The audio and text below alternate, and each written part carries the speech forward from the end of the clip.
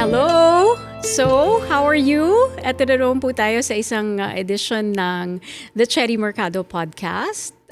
Meron tayong kinakausap na mga members ng Filipino-Canadian community every time we sit here on this booth, on this studio. We are here in the Filipino TV studios in Markham in Ontario in Canada, but we would like to reach every Filipino, not just in Canada, but all over the world. So do let us know your feedback, how you like the podcast or how you like the other shows in Filipino TV. And so we'll go ahead now with our guest. He's one thing about this guest, okay, I don't know much about him. So we'll get to know him together. His name is Paolo Gayod. Hi, Paolo. Hello. Welcome to Hello, the show. Sherry. Hi everyone. And welcome to the studios, to the Filipino TV studios. Thank you. Yeah, ang ganda ng setup na bigla kami. Pagdating talaga? namin dito, like wow, talagang complete amenities and production. Yeah. And this is all being run by Filipino talents. Yes, that's why it's yes. Filipino TV. So, at saka minsan nagtataka sila na there's a whole channel and pag nalaman nila kung ilang tao yung involved, I'll let you guess like how many people Like would etong be show in the company in Filipino TV. 20? Say 20? That's a very good guess. I was thinking that too. From 20 to 30 something, there are 7 people, including me. Wow. Yeah. Wow. It's pretty incredible. That's multitasking in its and it's really good time management and the use of technology.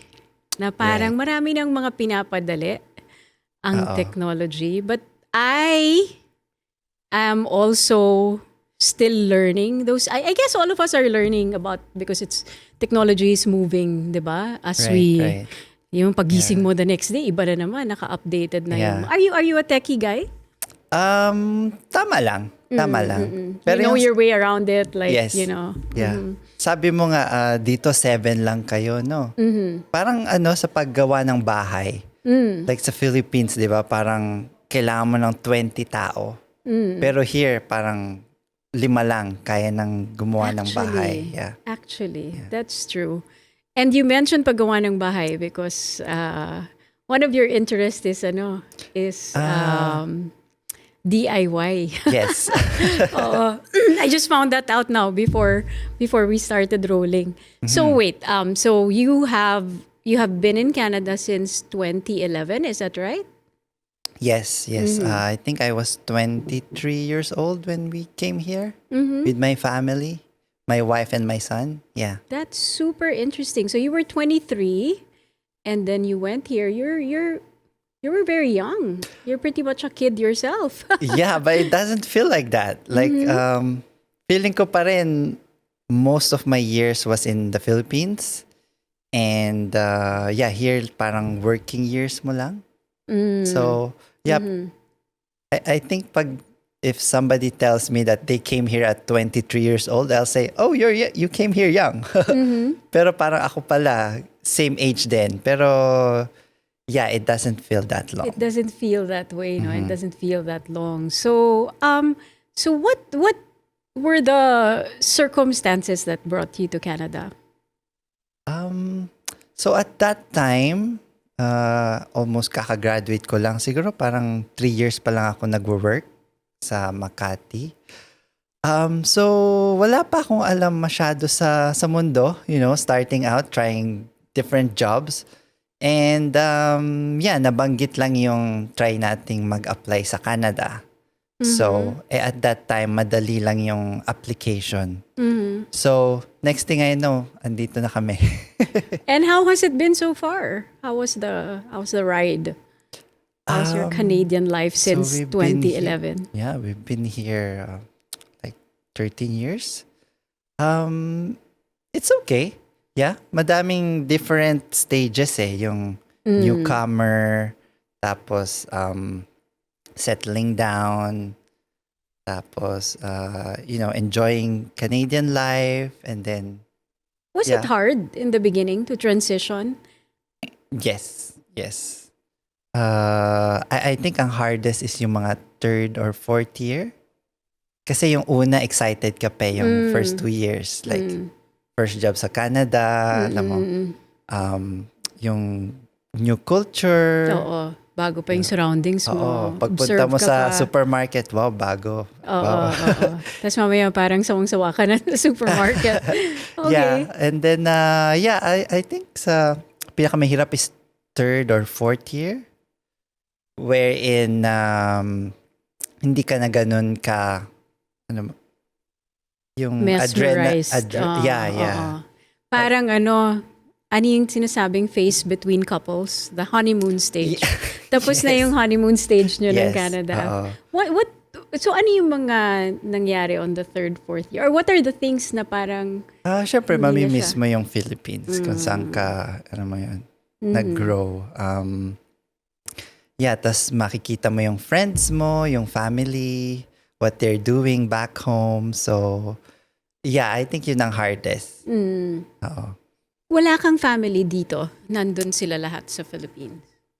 Most of them. Like, may tito ako here, pero, yeah, everyone is back home.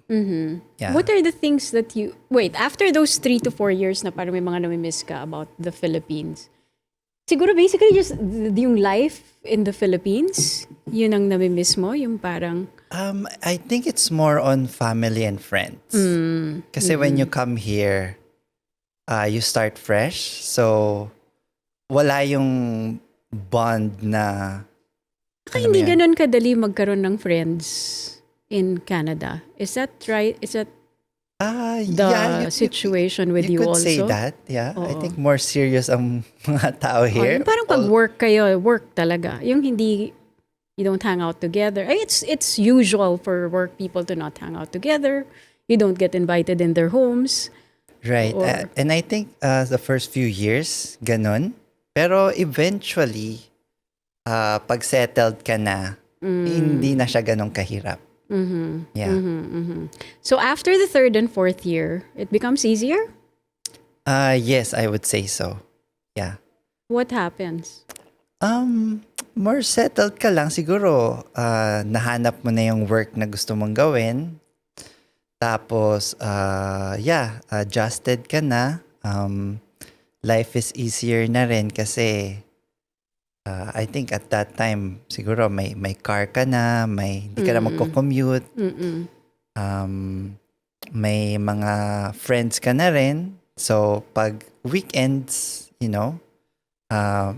get to hang out with them, visit their homes, karaoke, kain ng Filipino food.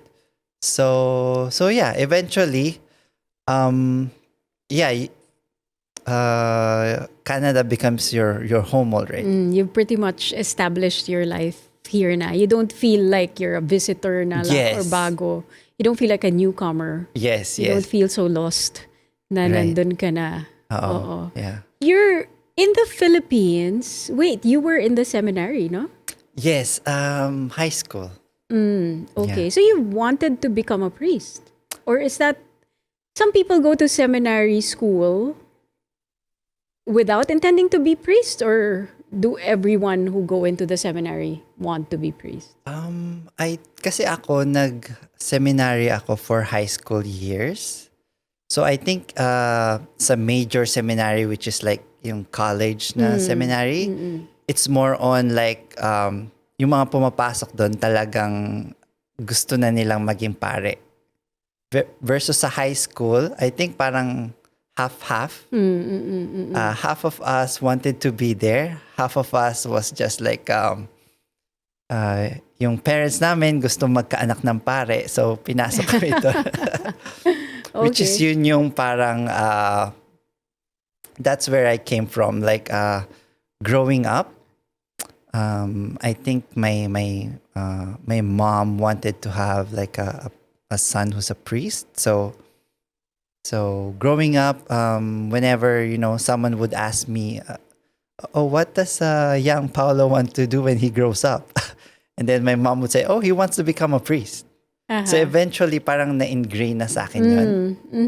So pag may assignment sa school, oh, what do you draw what you want to become. Okay, I'll become a priest. And then, yeah, eventually parang na-ingrain na sa akin yun without really understanding what it entails. Right. Yeah. What did you really wanted to become when you were a kid? Actually, wala masyado eh. More on Oo, kasi yun na yung parang... go lang ako eh. You know, parang day-to-day, anong gagawin. Hindi ako masyado looking forward to anong gagawin ko next 10 years. Yeah. Alam yan, na-realize ko may mga taong ganon. May mga tao na, some people, like my daughter, ever since she was young, she's very strong in the arts. Alam mo talaga na, and it's consistent. Until now, she's on her way to college. It was very clear that she wanted to be an artist and that her direction was towards that. And she did everything. Parang lahat ng extracurricular niya was focused on that. I know a few people like that also. But then, like myself, I was pretty much like you na, my parents were both lawyers. I was thinking, I'll also be a lawyer. Ginagaya-gaya ko sila. Dala-dala ko yung papel, tas kunyari pipirma-pirma ko kung ano-ano. Kasi they're always looking at documents. They're always reading books. So that's what I was doing.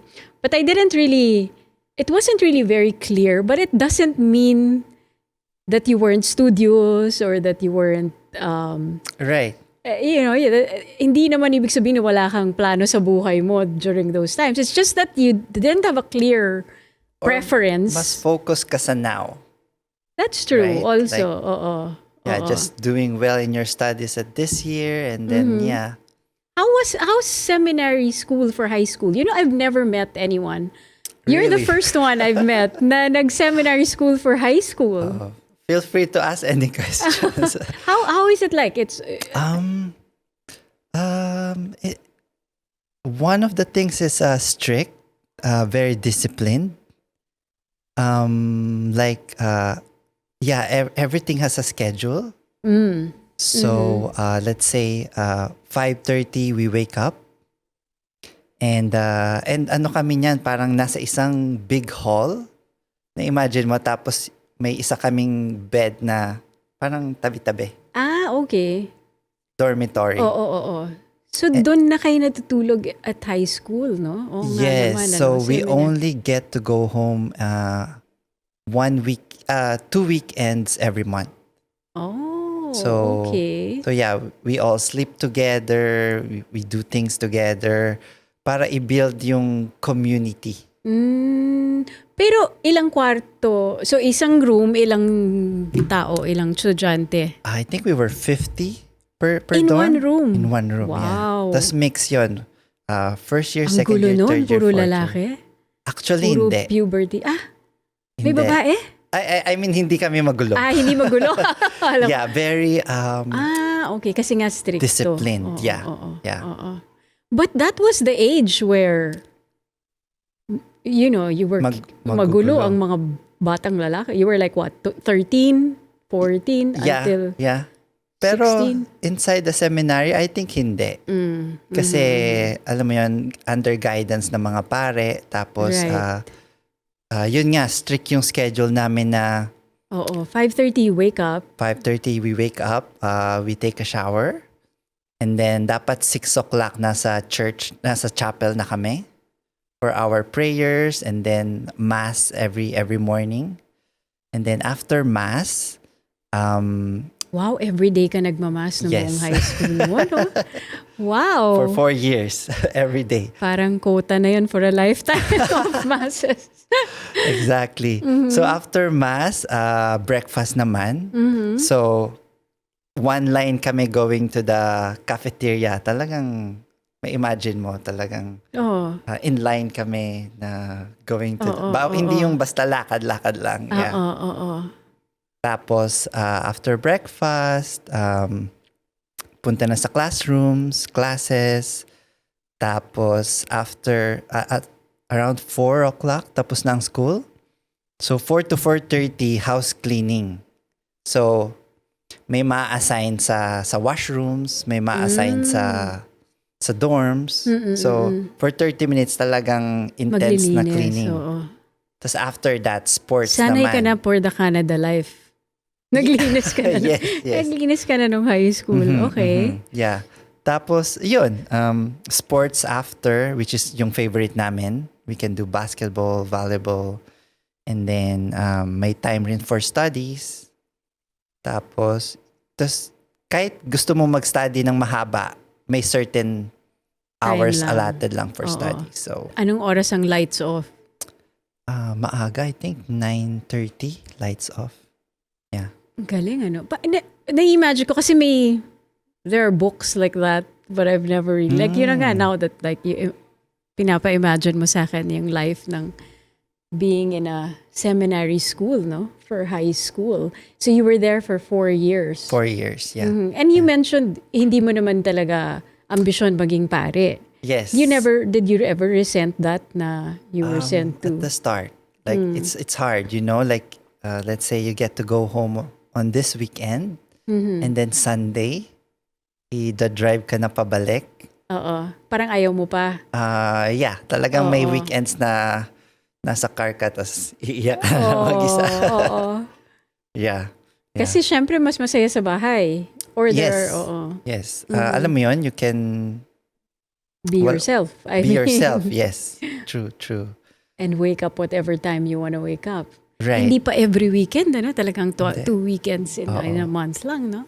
Yeah, pero actually eventually, syempre every morning you go to mass, and then they give you time to reflect, speak to God. So by the time I was 3rd year, parang gusto ko na magpari. Yeah, so parang pag para sa iyo 'yon. Oo. Marirealize Yung program mo during that is time. i-shape ka talaga for it. Oh. Wow. If this was like an ordinary conversation, if we were in a cafe or something, I'd be very quiet right now, like trying to absorb everything you're saying. But of course, we're on air. Hindi tayo pwede mag-dead air. Pero yeah, because I'm just kind of wondering about, that kind of life. And then after high school, where did you go for after that? So after siguro my last year, 4th year high school, I was thinking na should I proceed to priesthood, sa major seminary, or should I explore other stuff? And at that time, open naman yung mom ko for me to take entrance exams sa different schools like Ateneo, LaSalle, UST. So I took exams, and so nung pumasa ako sa mga schools, parang Ang dami mo parang na may choices ang dami ko ka ng na. choices. Oo. So nag-reflect ako, tapos I decided to go out and go to Ateneo. So Anong course ang kinuha mo sa Ateneo? economics. Was that a culture shock from seminary school to Ateneo? Well, they're being run by Jesuit priests. Yes. So hindi masyadong Hindi naman culture masyadong shock. culture shock. Yeah. Tapos nakikita ko rin may Jesuit seminary din sila doon. So parang nakikita ko rin yung other side. So, so yeah, pero I think nung nakalabas na ako, parang mas fit ako na yung sa normal regular life. Yeah. So yeah, I guess you didn't regret that was going to be my next question. Do you ever regret like not choosing priesthood? I think I wasn't built for it. Yeah. Parang since nandun ako, kaya ako nagustuhan maging priest, pero once you go out, parang hindi pala ako fit doon. Mas cut out ka pala for the world outside of the seminary. Yes. Did you grow up in a strict Catholic? Hindi naman strict, parang balance lang. We would go to mass every Sunday, and then we're good. We're a good people, family. So Ilang siblings kayo? we're 5. 5. How many are boys? How many are girls? 3 girls and 2 boys. So our eldest, my ate, is a girl, and then boy, which is me, and then girl, and then boy, and then girl. Ang galing! Paano po ginagawa yun? I wanted to ask your parents. Na-amaze ako both sa my ganun. parents are doctors. So, Oh, okay. yeah. So, ayaw share sa akin ng dad yung secret until So there is a secret? meron daw. Okay. Ang galing. Girl, boy, girl, boy, girl. Girl. Yeah. Tama? Yes. Girl, boy, girl, boy, girl. So you're the Yes. panganay na boy. Yes. Yung second, hindi nag-seminary school. Yung second boy, Actually, nag-seminary din siya. nag-seminary school. Yeah. Oo. Hindi rin siya nagpare. Hindi rin nagtuloy. Oh, okay. Yeah. So they're both doctors. Yes. Okay. Anong mga specialization? Yung dad ko is a urologist. Okay. And then yung mom ko is anesthesiologist. So yung nagpapatulog pag operation. Yeah. Are they still practicing? Retired na. Nag-retire sila this pandemic. Oh, recently lang. Oo. That was a good time to retire.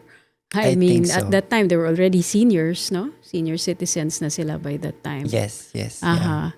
So nobody among the siblings became a doctor? Our youngest. Okay. She's studying in UP Medical School. So Right now? yes. Oh, Yeah. magaling ang UP. You know, when I was a new reporter, I would go to PGH.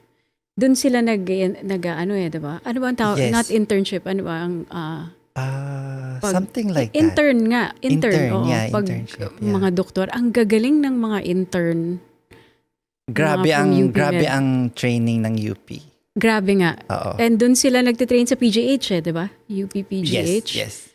Ang galing. Talagang doon ko nakita yung yung galing ng mga Pinoy na doktor. Yung dedication. Yeah, like yung nung pandemic. So sobrang busy yung hospital.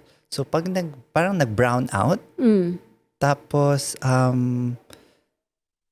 syempre yung mga machines nag-turn off. Yung mga breeding machines ng parang babies. Oo. So yung sister ko, she has to pump Manually it manually. pump it. Oo. Yeah. Oo. Can you imagine yung parang... Yung dedication nila ng Yeah. ganon. And merong,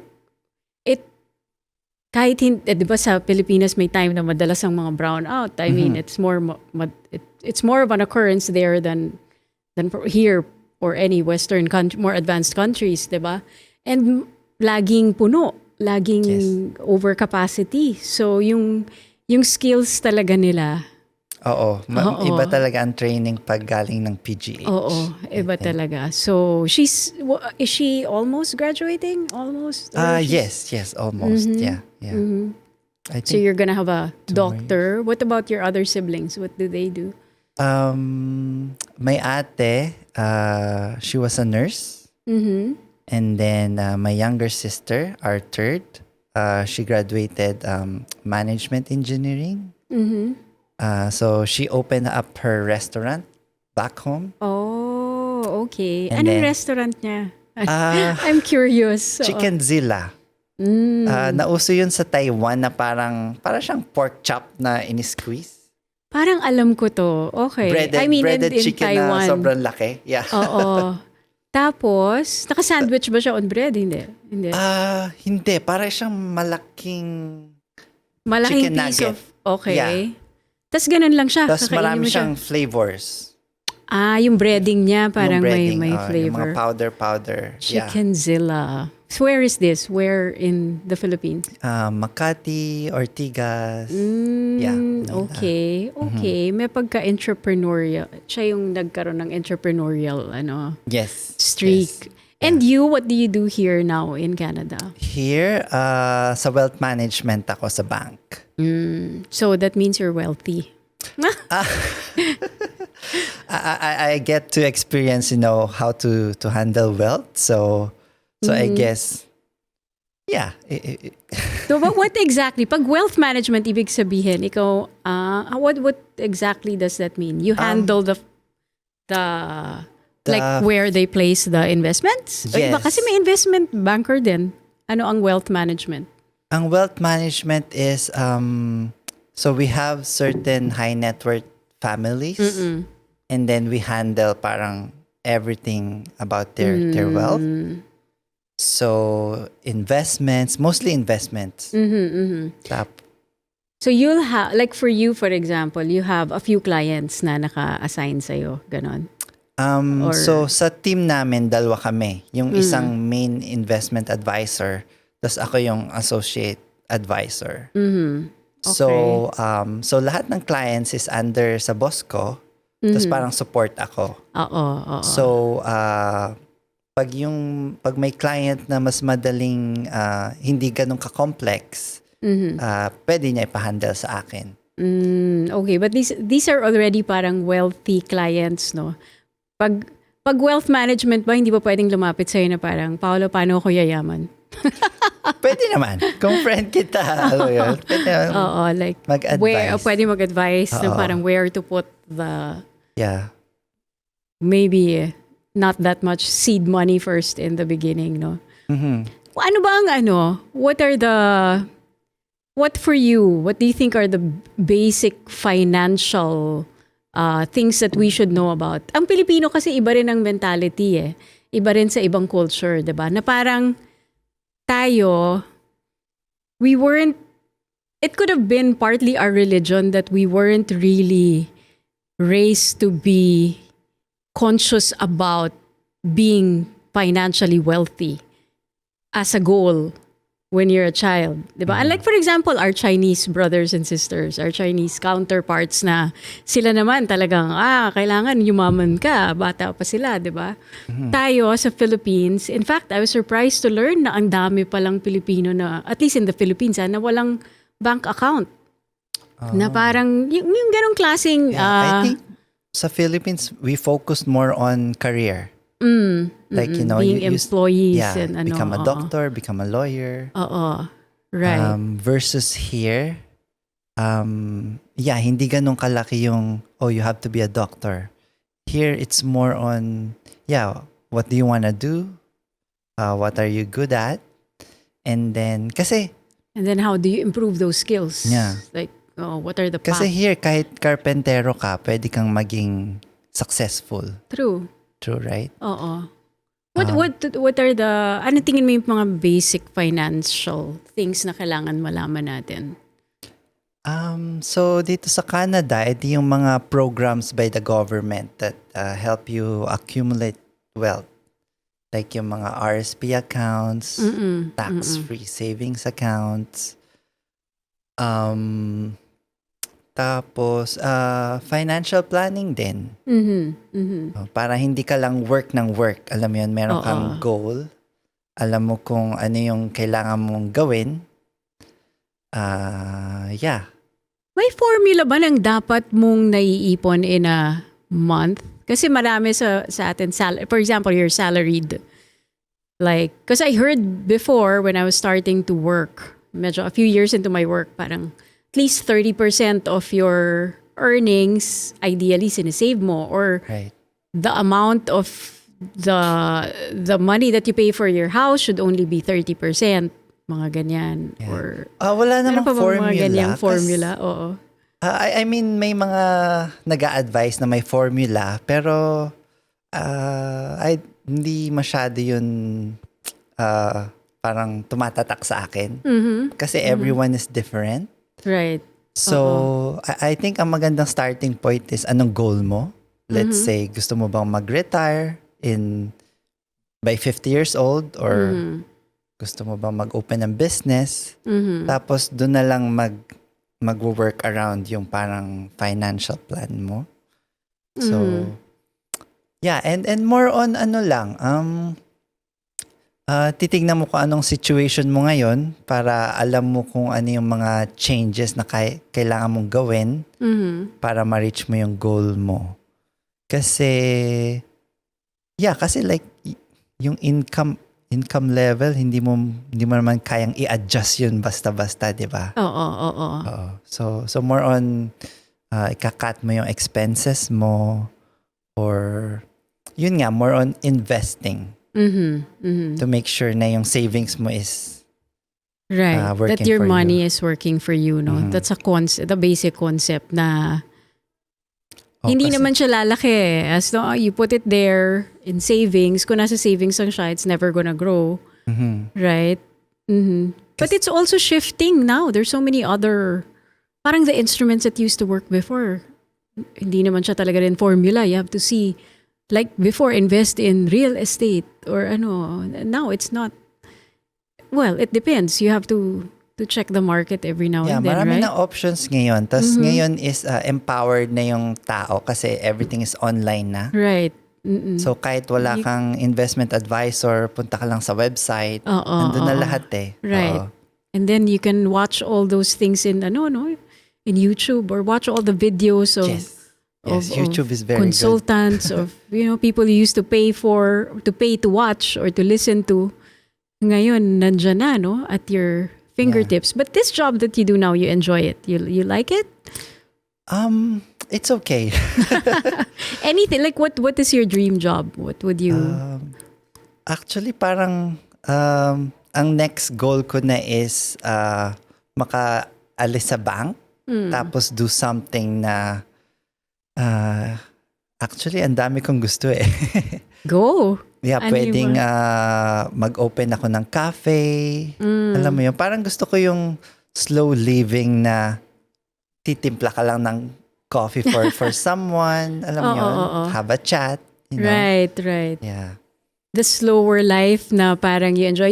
One of my dreams also, because I have nieces and my daughter is also an artist. So one of my dreams is actually to have a cafe and then put their artworks there. Oh.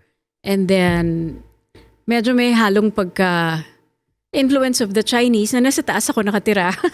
Oh, okay. Tapos pagbaba mo, nandun na Yun yung na. cafe mo. And then I would imagine these things. Na it would be nice because you get to talk to your customers. Right. Yung Mm-hmm. sinasabi mo na parang You get to gagawan enjoy mo sila life, right? Yeah. Oo. Hindi yung 8 to 5 sa office, tas 5 o'clock na, what happened to me today? Oo. Yeah. So, what else? What else do you dream about? So you have a cafe. Yeah, mahilig rin ako sa cars. So, in terms of being close to cars, I don't know. I want to become a car salesman or maging mag-specialize sa car wash. Kasi like here, yung car wash, hindi lang basta car wash eh. Ang tawag nila parang detailing. So parang intense. Like you bring your car, you pay like $600 for What? I've never had for a them to detailing. spend one day on your car. $600. My car better be really amazing after that. Yeah, I think it's for car enthusiasts Right, na talagang they love their Oh car. my so, gosh. My husband would love that. Yeah. I mean, more than being a car enthusiast, he loves clean cars. Okay. So, Yeah, ikaw rin ba ganon? Same. Yeah. Oh, so Like you're... if I'm bored on a weekend, I would just be in my garage cleaning the car. What is it about cars that amaze you or that, mystifies you or fascinates you? When I grew up, I started playing with, the Mga Hot Wheels, Matchboxes, Matchbox. Yeah, so I think it started from there. And then I like to drive too. Parang relaxing mag-drive. Oo. Yeah. Pareho tayo dyan. Oo. And sarap mag-drive dito, di ba? In Ontario, I was just telling Daryl Daryl is the wife of Paolo. And she was with us in another podcast. And I was just telling her how much I love driving in Ontario specifically.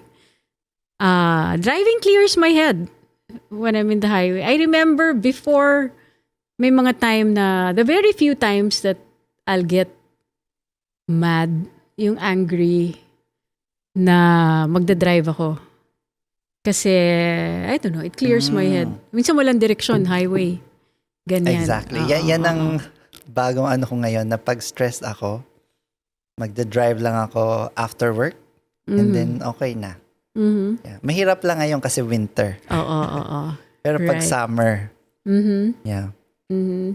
So, I don't know, is it the machine? What is it about? Is it the driving itself? Is it the model of the car that you enjoy? Or kailangan mabilis ang kotse mo? Hindi naman. Or kailangan it has a powerful engine? I just bought a sports car, I think 2 years ago. But even before that, I loved driving na. So, nung nagka-sports car ako, parang, ay, ibang stage na to. Ng ibang level na ng I love driving. Ibang level ng happiness, ha? Okay. Yeah, and yeah. And here sa Canada, polite yung mga tao sa road eh. Or parang 5 years ago. May cambio. Pag may kinat ka, sorry. Pag sorry ka lang, okay na. Yeah. Pero hindi rin pwedeng where can you drive it? Where can you drive a sports car and really enjoy the speed? May mga racetracks around Toronto, like 1 to 2 hours from here. Oh, okay. Yeah, pero hindi ko pa na-try May bayad? yun. May bayad. I think like 100 per day. Sige lang, magpaano ka lang doon. Magpaiyak ka ng kotse doon. Pero kung naawa ka sa car mo, parang iba rin yung ipupush mo yung car mo sa racetrack eh. Yeah. Did you ever, is that something fascinating to you? Like, become a race car driver or something? No. Hindi naman umabot sa ganon ang dream mo. Siguro pag retired na, alam mo yun, tas may time you're gonna be one of those midlife crisis men with sports cars? Hindi siguro. Yeah. Happy na ako yung every summer, may group kami na magdadrive lang kami going north to Muskoka, to Algonquin Park. Yeah. You do that now? You have that group? Yeah. Very, very recently I tried joining. Masaya naman. Are they mostly Filipinos or hindi mga Pinoy? Hindi masyado Pinoy. Yeah. Pero, yeah, there's a few Filipinos there. Yeah. What have you realized or learned about dealing with other ethnicities or other culture in this very diversified country? Iba kasi pag Filipino talaga yung kausap mo eh. Like yung language, alam mo yun, makapag-express ka talaga ng ano mo. Pero, yeah, marami ka ring matututunan sa mga other cultures. Meron ka ring group na sporty naman. Parang yun naman ang interest nyo. Yung badminton. Nag-start siya na parang yung magkaklase lang back home, na nag-rent sila ng court every Sunday. Tapos magkakakilala na sila sa Pilipinas. Yung nag-start ng group, 3 sila na magkakilala na. Tapos mag-invite ng friends. Tapos may certain kasi sila na parang brotherhood na hindi lang basta laro. Parang family na kami eh. So every weekend babalik ka dun sa paglalaro namin. Tapos parang 100 na ang count ng group ngayon. Ang laki na ng group. That big. Yeah. And yeah, we would also organize like summer trips. It's practically an organization already. Yeah, you could say that. Yes. And it continues to grow. Really? Oh, okay. That's very interesting. What's the name? Does it have a name? Or like SBGC ang tawag nila. Sunday Badminton Group Club. Okay. Yeah. So, every Sunday, hindi naman lahat ng... Like, how big can you get? How big can the group get on a Sunday, for example? Isang warehouse na yung tinitake namin for like 3 hours.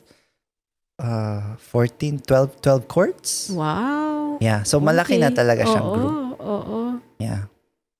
That's good. So, every Sunday yun ang ginagawa nyo? Yes. Religiously, every Sunday.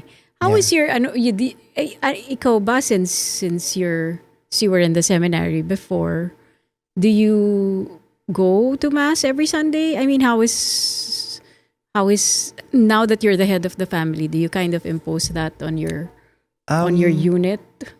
Siguro pagpunta namin sa Canada, more on medyo na break yung every Sunday na Mass due to different factors. And yeah, like alam mo yun, naniniwala pa rin kami kay God, Pero I don't know. I don't know if it's something that's a generation, it's a newer generation na it's more on being a good person rather than going to mass every Sunday. Right. Yeah. I definitely resonate with that kasi yun din ang religion ko eh. My religion is kindness. I mean, I Right. was brought up a Catholic and I still consider myself a Catholic because I never really changed the religion. But there was a Buddhist friend that was very influential to me when I was working in ABS-CBN, and she introduced naman to me some Buddhist practice. Ang Buddhist kasi can be any religion, so parang it's more a lifestyle. It's more a lifestyle of like, at saka iba-iba rin ng Buddhist, may mga debate rin kung anong klaseng Buddhist ka, but Right. I found that it was able to answer some of the things that Catholicism did not get to answer. I had existential More practical. questions. Questions like, why do there have to be poor people? When I see in the Philippines na nagbibeg, nasa loob ako ng komportableng kotse na may aircon, tapos sa labas, may nagbibeg na parang sobrang nakakaano ng puso, di ba? As a child, I was a kid na, why does God allow that much inequality? Yung mga ganong questions na hindi nasagot for me, personally, ng Catholic Right. Church na nasagot. Maybe it's also because of the Same the journey. here. May mga ganon eh. Yeah, pag naririnig ko sa YouTube, like yung mga teachings ng Buddhism, yung mga different culture, like kahit ingrained sa akin yung Catholic, parang, uy, wow, meron silang different offering na tama din. Oo. So, another set of mind. Yeah. Another mindset. Oo. Yes. And I think some of them are more practical. So, easier to apply, to be a good person, every day. Yeah. Are you thinking of anything specific?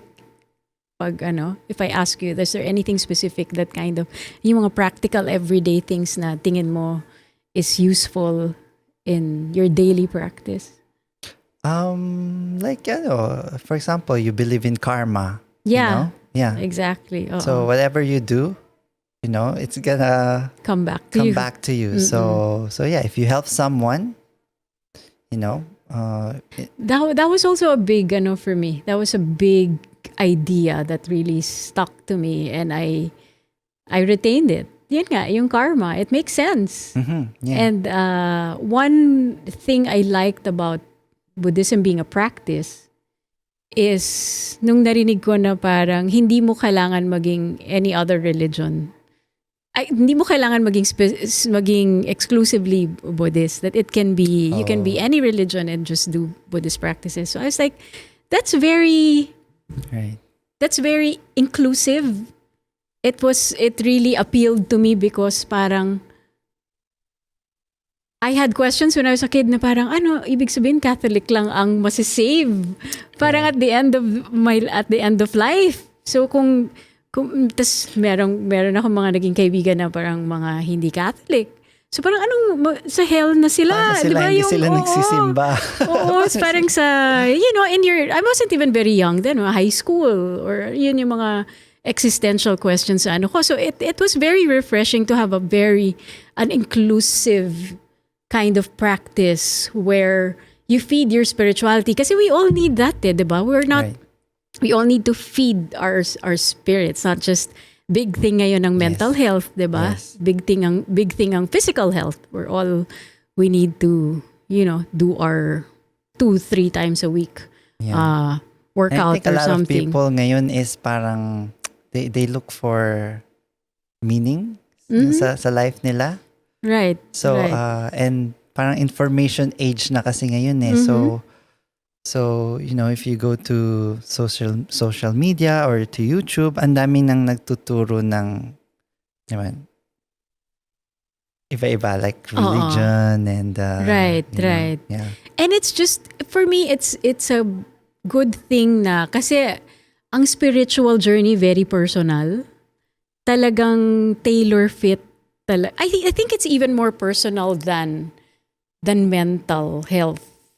Kasi parang and physical health lalo na mas medyo generic pa yan kasi kung sugar, diabetes, or I mean that's more, you can categorize that. But when it comes to mental health, you have some depression, mas maraming branches. Pagdating ng spiritual health, feeling ko mas maraming pang branches yan. That's very, very personal, very tailor-made for someone. Like, there would be things that you learn from this na hindi nag-a-apply sa'yo, or pick things there that apply to you. As long as it makes you a kindness talaga eh. It's really that. In fact, at one point, I was saying, I think nature is my church. Because when I'm walking, when I'm hiking, or when I'm out there alone I'm in a sandy beach, just looking at the sunset or just looking out on the sea, it was even more spiritual than being inside an actual church. Mm-hmm. You get to reflect. I mean, it's really something life-changing sometimes na nandun ka, sabi ko, ito ang simbahan ko. Or minsan, di ba, nasa bundok ka or something. Di ba? Yeah. So, naging ganun usapan natin because of your seminary background. What are your other interests, Paolo? Oh, you mentioned the DIY, no? Mahilig ka rin mag-DIY. So actually, lumabas ako before from the bank to try different work. Yeah, kasi kagandaan sa Canada kahit yung mga small jobs ka lang, like either sa carpentero or people don't look down on you. Right. That's true. Right. Uh-oh. So nagtry ako mag-work sa home renovation for like I think 10 months. How did that turn out? Actually, ang dami mong matututunan. Mm-hmm. Yeah, especially dito sa Canada kasi, right? You have to do everything at the house. You cannot always call tubero, right? It's gonna be very expensive. So, yung 10 months na nag-work ako sa home renovation, parang, even up to now, ang dami nagagamit kong mo, nagagamit no? Alam mo talaga. Yes. Why did you leave? Bumalik ka sa bangko after that? Before that, I tried computer coding. Yeah, so for 2 years, I tried, venturing out other career. Mm-hmm. Yeah, but eventually I came back to the bank. Ba't ka bumalik ng bangko? Is it the pay? Comfortable. I mean, nag-aral ako nung computer coding. So, gising ako ng 8 a.m. I started studying on my own, and then up to 5 every day for like 6 months. And then, parang eventually, sabi ko, parang kailangan ko pa na another 6 months bago ako ma-ready ma-job ready. Actually do. So, I decided to go back. Pero bilib ako dun sa mga nagtatry. Yes. Because trying takes a lot of courage. It takes you out of your comfort zone. And then it makes you very uncomfortable. And super worth it. Diba? Like, kahit na sabihin mong hindi nag-work yung coding, I mean, you didn't end up doing computer coding. Right. But you learn so many things, yes, right? Correct. Even about yourself while doing it, na parang, ayaw mo palang ganun matutong matagal. Or, I'm sure there were other things that you learned as well, right? Yes, and yung taking the risk. Mm-hmm. Kasi 6 months staying where you are, it will go by very fast. Right. Pero 6 months, trying different things, exploring, you'll learn a lot. And siguro pagbalik mo sa bangko, medyo iba yung perspective mo. Or yeah. It's a new version of Paolo going back to the same job, di ba? Yes, right, true. Mm-hmm. Yeah. And hopefully I get to do that again. Venture into other things. Pero okay, no? I mean, is it the same job that you went back to? Buti nandun pa siya. Yung parang you can go back to... more or less. It's the same department, different team. They must really like you. I think they love Filipino culture. Oh, they do? Yeah, kasi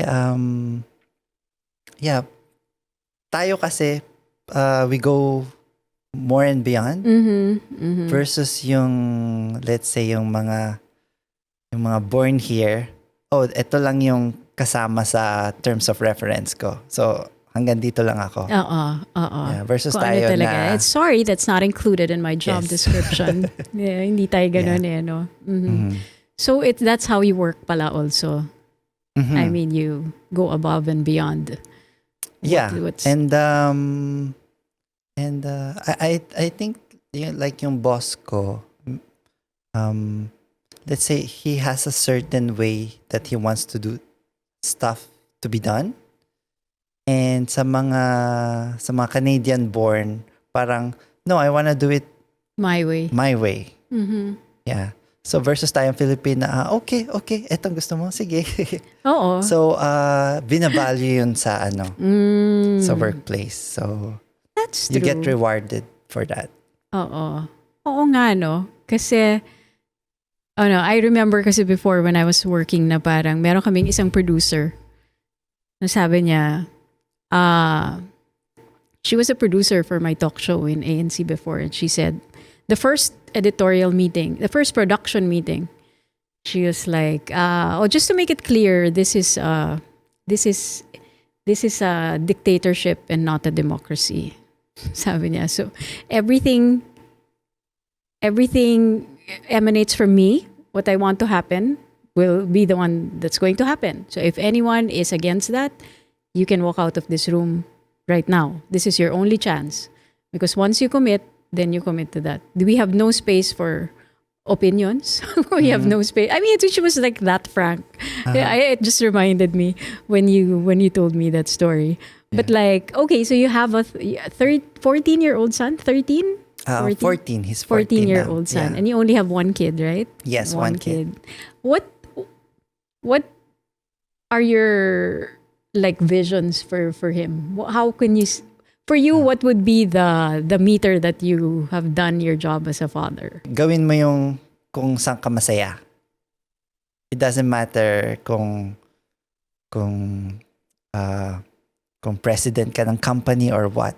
But every day you wake up excited ka to go to work. Yeah. So that's your measure na okay siya. Ano yung parang mga non-negotiable values mo for him? Do you have any? Like, kailangan ganito. Ganito. Kasi yung si Anton, yung son ko, he grew up very good eh. So siguro good boy talaga siya. Oo. So swerte nyo. thank you.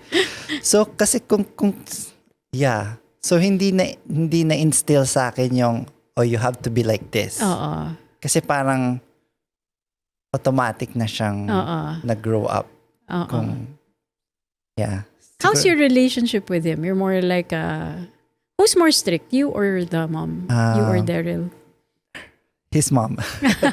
Okay. Yeah, I'm like a brother to him already. Yeah. Because ang age difference namin is very small.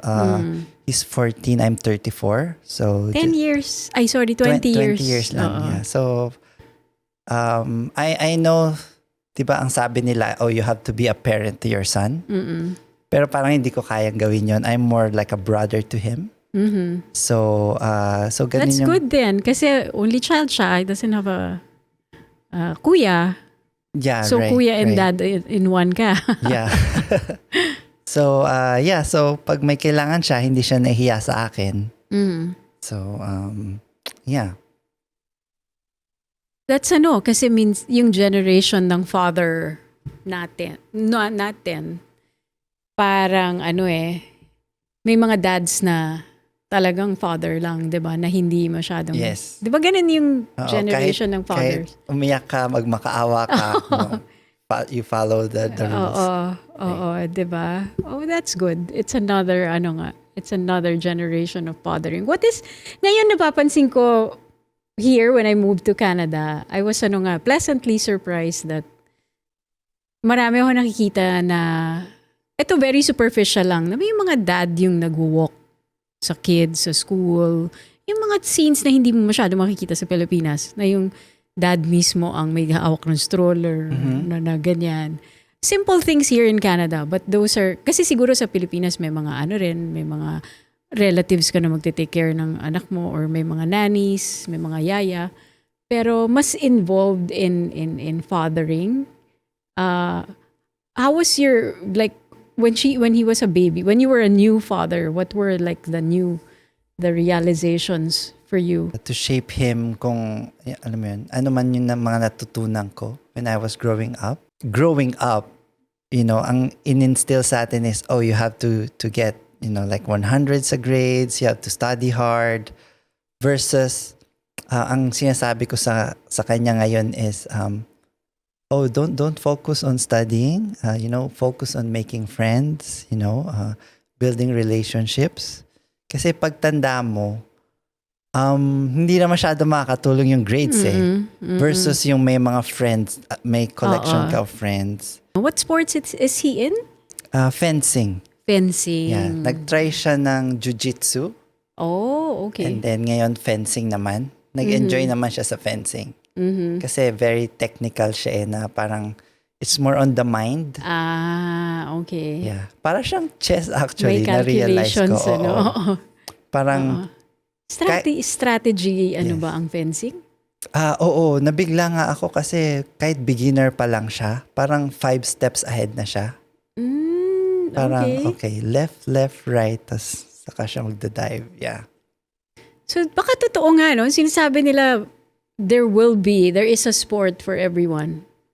True. Maybe. True. Yeah. Sa dami ng discipline ng sports, kahit sabi mong, I'm not sports-minded or I don't know, there must be something there for you that like piques your interest or makes your mind work or ano. And, diba? And he's not a sporty guy. So, I think it's important na as a parent na, alam mo yun, itatry mo siyang i-enroll to... I-push siya a little bit. That's another tricky thing about being a parent. Na parang, when do you push and when do you make it, very lenient or relax? Kasi hindi naman pwedeng laging relax. Right, hindi naman pwedeng laging push. Kaya nga, secret to life is balance di ba? Yes. Kasi, pag push ka ng push, after a while, magre-rebelde yan. You lose the child, right? I think it's very personal. Like, how you grew up, yun yung i-apply mo Oo. Yeah, if you were pushed a lot when you were a kid, then you tend to hold back a lot also. Yeah. That's true. Okay. Oh, wow. Okay, so I surprised to see the clock. We're already an hour in. Is there anything else that you want to share? Maybe there's some other thing that I failed to ask that you want to share, or any message, any sa mga Filipinos. Enjoy lang ang life, make lots of friends. Daming Filipino communities dito sa Canada, everywhere you go. So, kasi I think here, we focus a lot sa work. So be balanced, spiritual, yung mga topics natin tayo, spiritual, sports, your health, your mental health. Yes. Yeah. So, True. And ang daming like this podcast, ang daming available online for learning. Oo nga So sobrang dami, minsan ang hirap na rin mamili I have a friend who once said that pinakamahirap sa kanya is just choosing what movie to watch.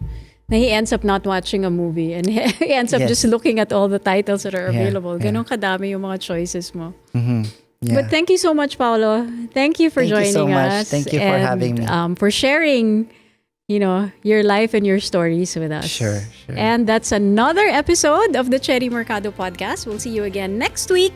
Wait for our next upload of the next episode of our show. Thank you so much. We'll see you again. Bye-bye.